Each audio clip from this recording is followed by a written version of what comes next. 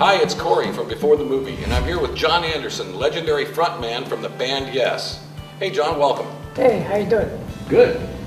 You, over the span of your career, you played in front of literally millions of people. What is the rush getting out on stage in front of hundreds of thousands of people?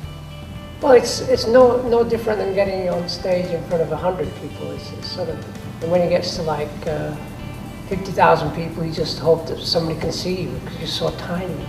And I did that with Yes for 35 years. Now I just do my solo work. I do my solo touring, which is just me and a couple of guitars, and I have a great time. That kind of brings me to Survival and Other Stories, and I know you have a new video out in support of this, New World. Yeah. Can you tell us about what kind of inspired that?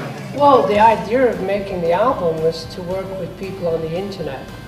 It's about 6 years ago, I put an advert on my website saying musicians wanted, and within a couple of weeks I had a couple of 300 people send me 1 minute of their music. And so I got in touch with about a dozen people. We're working with people in Australia, Italy, Holland, England, Romania, and of course America.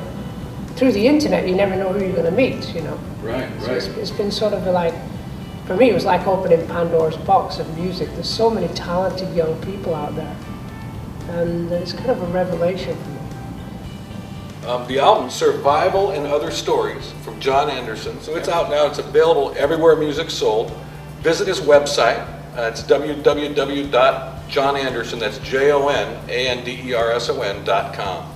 I appreciate you coming. It's been a great time, and you know, much success. Thanks much. I really appreciate it. Thank you so much. Stay tuned. Legends of Rock, beforethemovie.com. Visit us. How did you guys come together, come to be? Well, I was working in London in a bar, you know, cleaning up. And the bar was above this very well-known rock and roll club called the Marquee Club.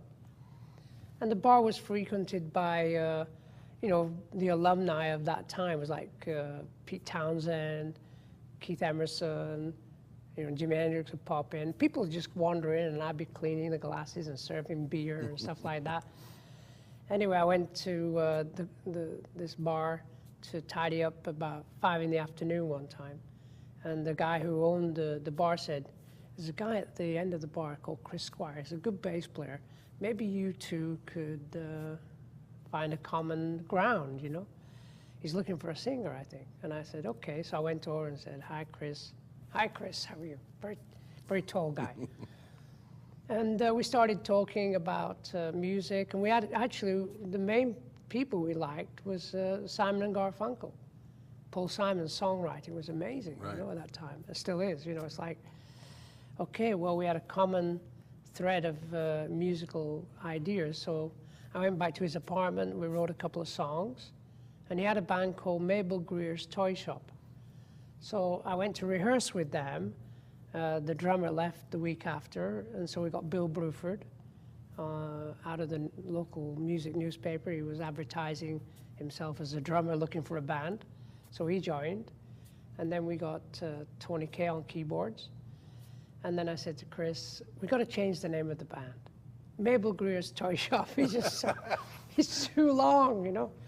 So we put some names in a hat, and I think it was Peter Banks, the guitarist, he put in Yes. I put in Life, and Chris put in World. And we all looked at him and said, yes, that's pretty cool. Very